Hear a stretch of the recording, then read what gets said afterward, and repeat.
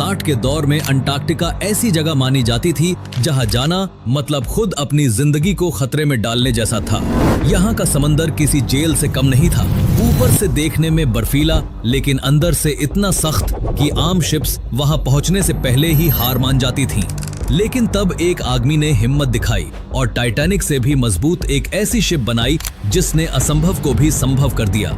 इस शिप ने अपनी 250 से ज्यादा यात्राएं पूरी की, लेकिन फिर आई 22 नवंबर 2007 की वो काली रात, जब कप्तान को इसे बीच समुद्र छोड़कर भागना पड़ा। आइए जानते हैं पूरी कहानी आज के इस वीडियो में।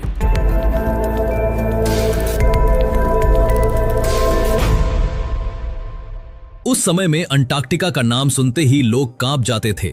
समंदर की बर्फ इतनी सख्त थी कि कोई भी साधारण शिप वहां चल ही नहीं सकती थी। फिर भी एक आदमी ऐसा था जिसने इस नामुमकिन को मुमकिन करने का सपना देखा। उसका नाम था एरिक लिंडब्लैड। एरिक एक आम इंसान नहीं था। उसने सोचा क्यों न एक ऐसी शिप बनाई जाए जो बर्फ के इस भयानक रास्ते को पार कर सके। एक ऐसी शिप जो न सिर्फ अंटार्कटिका तक पहुंचे बल्कि लोगों को इस अनदेखी दुनिया को अपनी आंखों से देखने का मौका दे सके। ये सपने जैसा था, लेकिन एरिक ने उसे हकीकत में बदलने की ठान ली थी।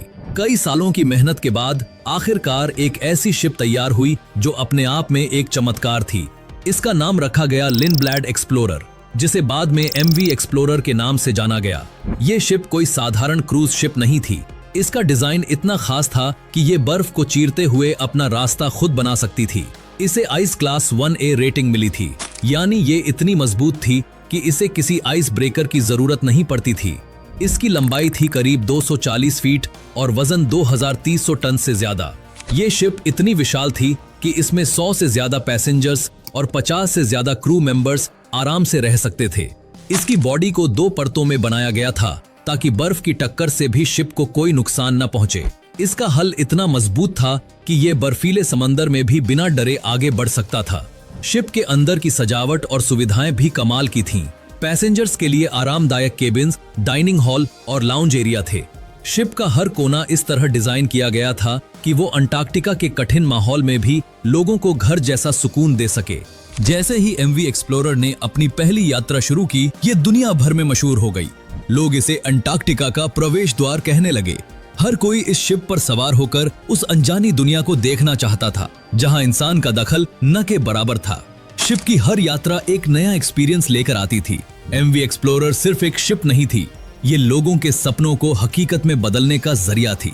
साल 2004 में इस शिप को गैप एडवेंचर्स नाम की एक ट्रैवल कंपनी ने खरीद लिया। उन्होंने इसका नाम वही रखा, MV एक्सप्लोरर। कंपनी ने इसे और आधुनिक बनाया। 2007 तक इस शिप ने 250 से ज्यादा यात्राएं पूरी कर ली थीं। हर यात्रा कामयाब रही। ऐसा लगता था कि ये शिप अमर है, लेकिन प्रकृति के सामने कोई अमर नहीं होता। और जल्द ही एक ऐसा दिन आने वाला था जो इस शिप की कहानी को हमेशा के लिए बदल देगा। 11 नवंबर 2007 का दिन था। MV एक्सप्लोरर अपनी एक और यात्रा पर निकलने वाली थी। ये एक 19 दिन की ट्रिप थी जो अर्जेंटीना के उस्वाया शहर से शुरू होनी थी। ये शहर दुनिया का सबसे दक्षिणी शहर माना जाता है और अंटार्कटिका की यात्रा का शुरुआती पॉइंट। रास्ते में शिप फॉल्कलैंड आइलैंड्स और साउथ जॉर्जिया आइलैंड से होकर गुजरती और फिर अंटार्कटिका के बर्फीले तटों तक पहुंचती। इस बार शिप में 100 पैसेंजर्स और 54 क्रू मेंबर्स सवार थे। सब अंटार्कटिका की खूबसूरती को अपनी आंखों से देखना चाहते थे। हर किसी के चेहरे पर खुशी और एक्साइटमेंट थी। शिप के कप्तान थे बैंक वाइमन, जो एक अनुभवी कप्तान थे। इन्होंने अंटार्कटिका के रास्तों को कई बार नापा था। उनके अनुभव पर हर किसी को भरोसा था। क्रू मेंबर्स भी अपने काम में माहिर थे।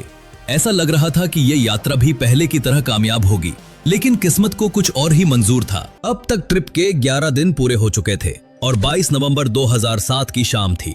सूरज धीरे धीरे डूब रहा था।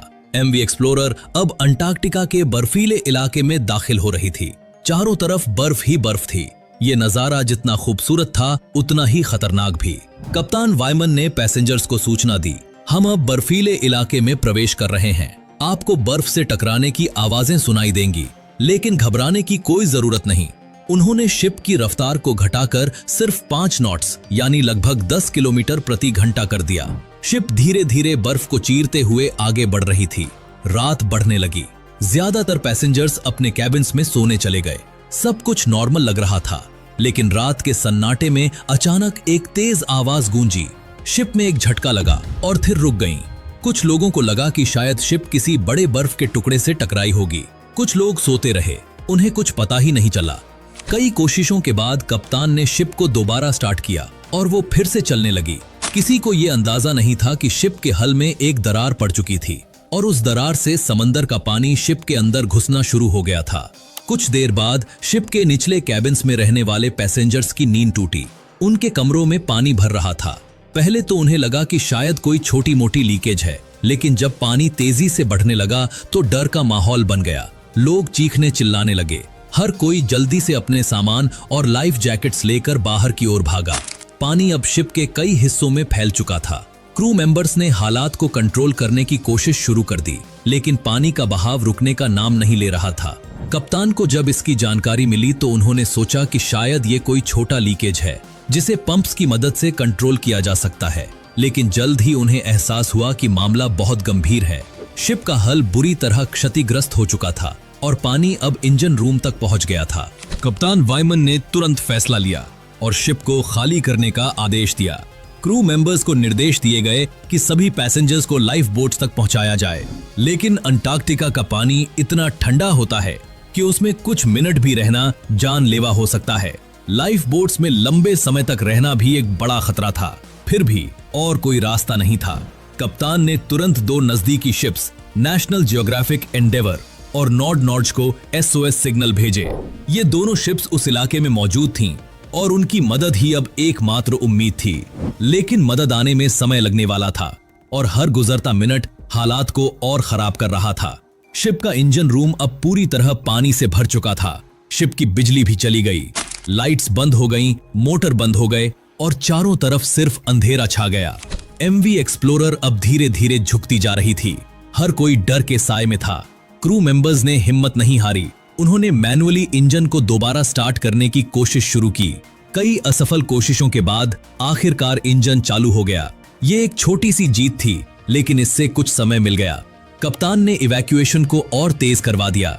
शिप में मौजूद 4 लाइफ बोट्स को तैयार किया गया। पैसेंजर्स को जल्दी जल्दी लाइफ जैकेट्स पहनाए गए और लाइफ बोट्स में बिठाया जाने लगा। ठंड इतनी थी कि लोग कांप रहे थे, लेकिन डर के आगे ठंड का एहसास कम हो गया था। बच्चे, बुजुर्ग, जवान सबको लाइफ बोट्स में जगह दी गई। कुछ क्रू मेंबर्स और कप्तान आखिरी तक शिप पर रुके, ये कोशिश करते हुए कि शायद शिप को बचाया जा सके, लेकिन पानी का बहाव इतना तेज था कि अब शिप को बचाना नामुमकिन था। आखिरकार कप्तान और बाकी क्रू मेंबर्स को भी शिप छोड़कर लाइफ बोट्स में जाना पड़ा। अब 150 से ज्यादा लोग, पैसेंजर्स और क्रू, ठंडी हवा और बर्फीले पानी के बीच खुले आसमान के नीचे लाइफ बोट्स में बैठे थे और अपनी आंखों से MV एक्सप्लोरर को डूबता हुआ देख रहे थे। चारों तरफ अंधेरा और सिर्फ लहरों की आवाज। कोई नहीं जानता था कि मदद कब आएगी या आएगी भी या नहीं। लाइफ बोट्स में बैठे लोगों के लिए समय जैसे थम सा गया था। ठंडी हवाएं उनके चेहरों को चुभ रही थीं। करीब 4 घंटे तक वे लाइफ बोट्स में बैठे रहे और फिर अचानक दूर से एक रोशनी दिखाई दी। ये नॉर्ड थी, वही शिप जिसने SOS कॉल रिसीव किया था। जैसे ही नॉर्गे नजदीक आई, लोगों के चेहरों पर उम्मीद की किरण जाग उठी। नॉर्गे के क्रू ने तेजी से रेस्क्यू ऑपरेशन शुरू किया। एक एक करके सभी पैसेंजर्स और क्रू मेंबर्स को सुरक्षित नॉर्गे पर लाया गया। खुशी की बात यह थी कि इस पूरे हादसे में कोई जख्मी नहीं हुआ। सभी 154 लोग सुरक्षित थे, लेकिन MV एक्सप्लोरर को नहीं बचाया जा सका। हादसे के बाद जांच शुरू हुई। हर कोई ये जानना चाहता था कि आखिर इतनी मजबूत शिप के साथ ऐसा हादसा कैसे हो गया। जांच में कई चौंकाने वाली बातें सामने आईं। ये हादसा किसी मशीन की खराबी की वजह से नहीं हुआ था। असल में कप्तान वाइमन ने जिस बर्फ को नया और पतला समझा था, वो कई साल पुरानी और बहुत सख्त बर्फ थी। इस बर्फ ने शिप के हल को बुरी तरह फाड़ दिया था। जांच में यह भी पता चला कि शिप की स्पीड को और कम किया जा सकता था और बर्फीले इलाके में और सावधानी बरती जा सकती थी। कप्तान के अनुभव के बावजूद ये एक बड़ी भूल थी जिसने इतने बड़े हादसे को जन्म दिया। आज MV एक्सप्लोरर की बॉडी समंदर की गहराइयों में पेंगुइन आइलैंड से करीब 25 मील दूर 1300 मीटर की गहराई में पड़ी है। वो अब कभी वापस नहीं आएगी। समंदर ने उसे अपनी गोद में समा लिया, लेकिन उसकी कहानी आज भी जिंदा है। अंटार्कटिका की ठंडी हवाओं में उस शिप की गूंज सुनाई देती है जिसने इंसान के साहस और सपनों को नई उड़ान दी थी। क्या आप कभी अंटार्कटिका की सैर करना चाहते हैं? हमें कमेंट में जरूर बताएं। अगर ये वीडियो पसंद आई तो लाइक और शेयर करें और ऐसे ही इंफॉर्मेटिव वीडियोस के लिए चैनल को सब्सक्राइब करें।